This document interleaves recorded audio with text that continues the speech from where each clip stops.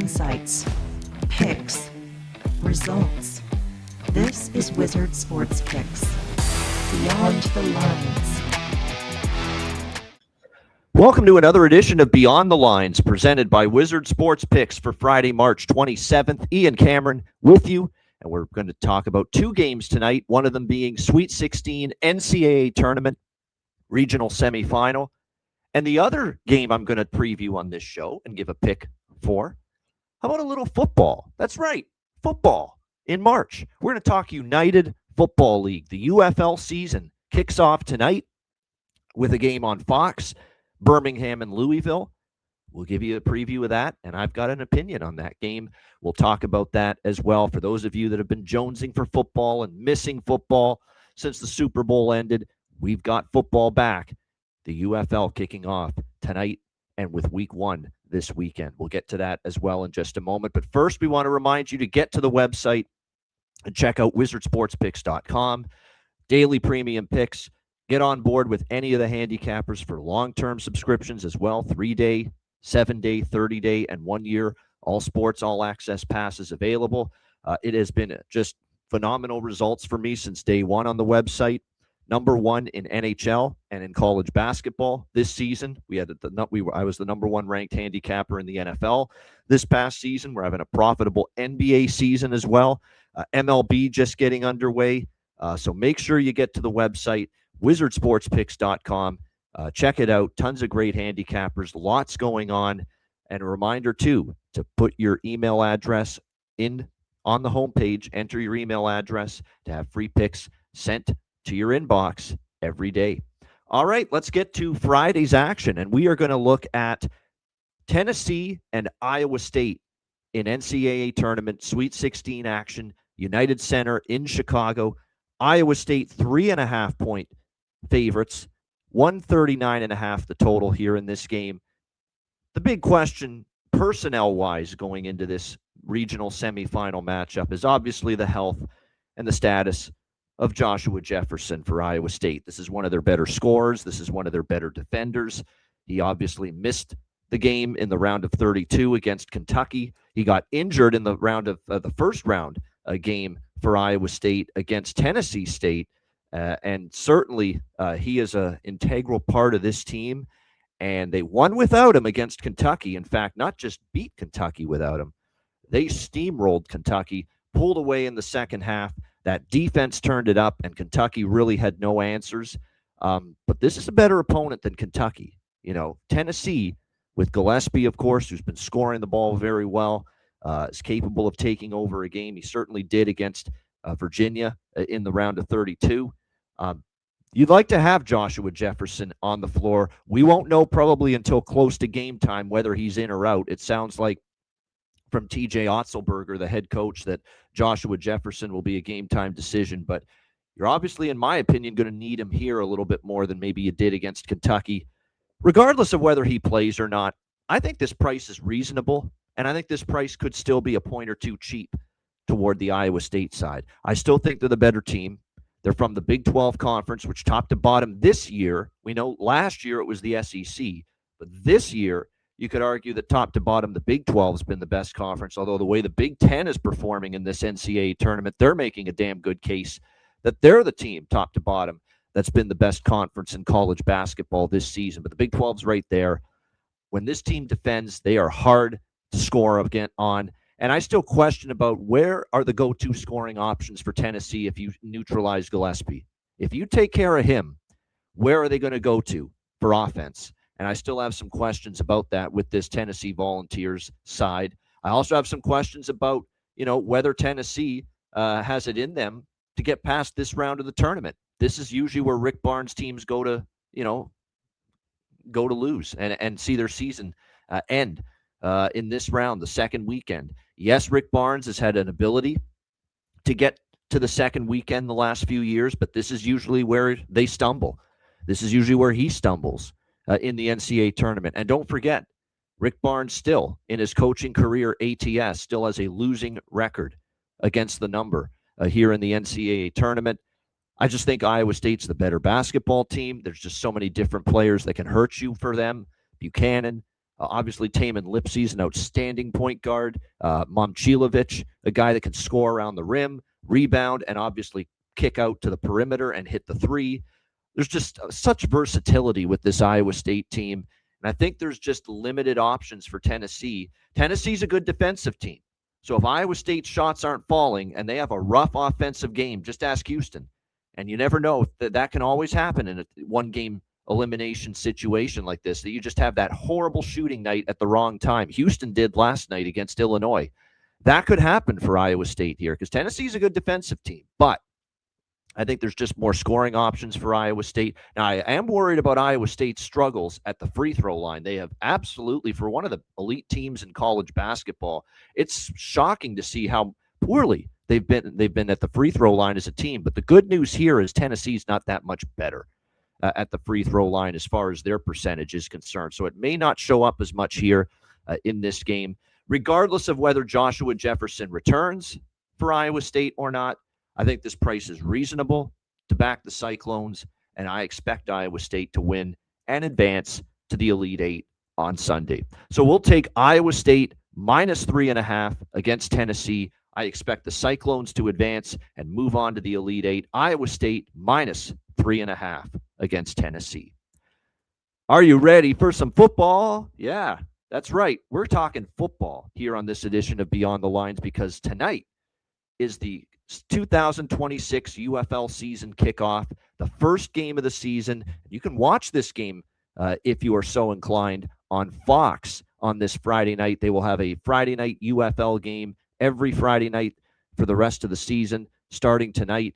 We kick off the 2026 UFL season with the Birmingham Stallions taking on the Louisville Kings, a new franchise here in the UFL, playing their first UFL game and their first UFL home game. Current line has Birmingham 6-point road favorites in this game. Birmingham, a 6-point road favorite, 42 the total here in this one. So when it comes to the UFL, you've really got to go over and above and beyond the call of duty. Let's phrase it like that, to find good information. And you really have to do your homework because it's not easy to find rosters. It's not easy to find depth charts for these teams. It's not easy to find information readily available, who's in, who's out, who's injured, that kind of thing. You really have to do some serious digging if you're going to handicap and research the UFL. But I've been able to do that over the years, and I've been very good betting and handicapping UFL.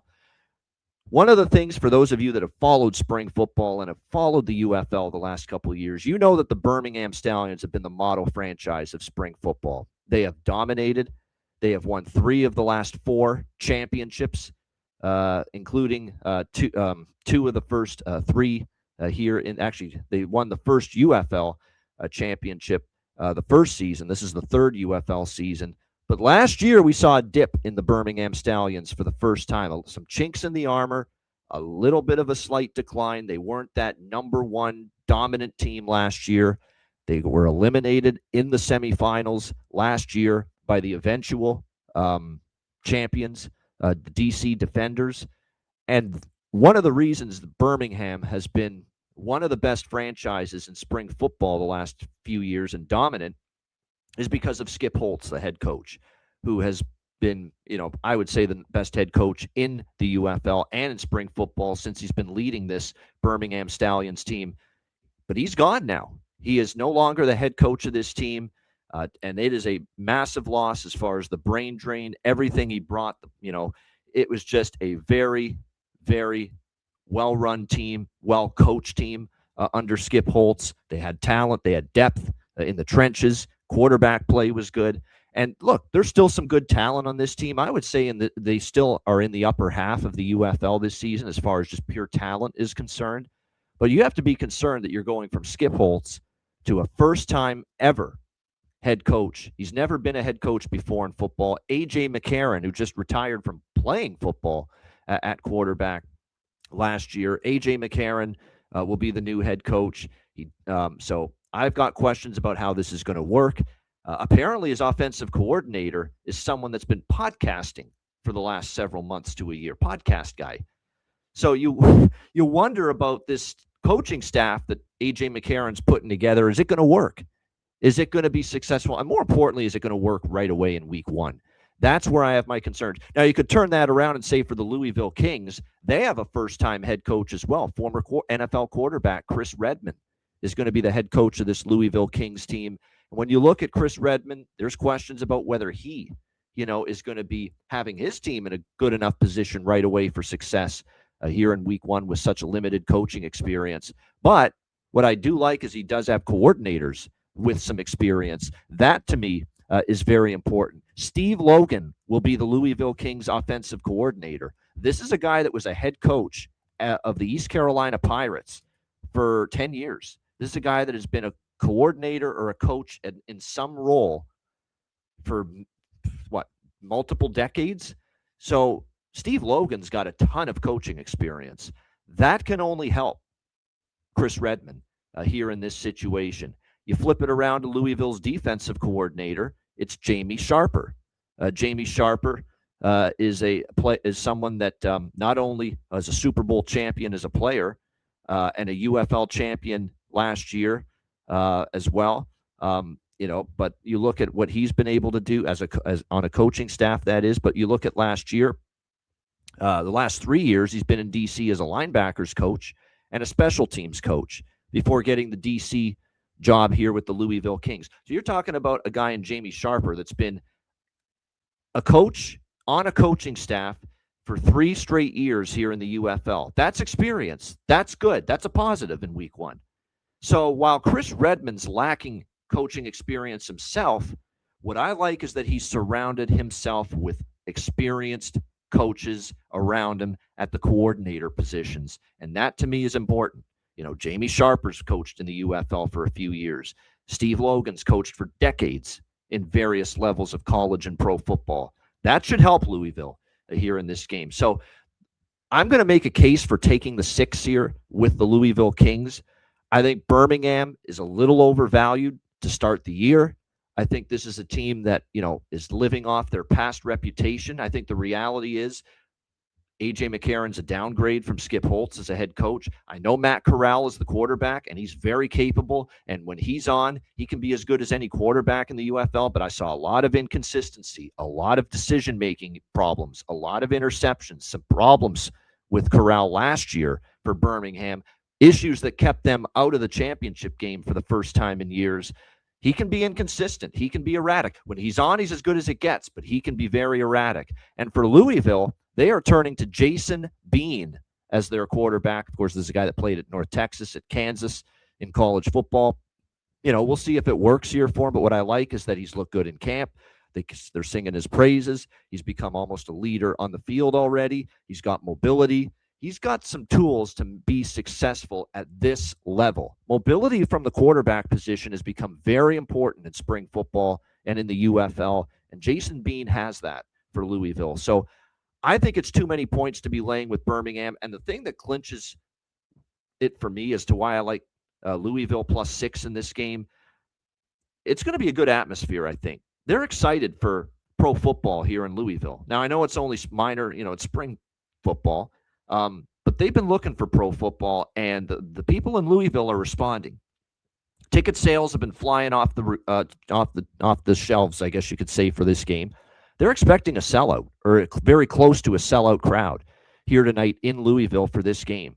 So this could lead to maybe an enhanced and greater home field edge than maybe you initially thought here for Louisville in this game. So I expect a pretty good Friday night crowd, Friday night atmosphere for this game. And with all the questions I've got regarding this Birmingham team and my thought that maybe this dynasty run for theirs is starting to slow down and maybe even possibly come to an end, I'll take the Louisville side here. Louisville Kings +6 against the Birmingham Stallions.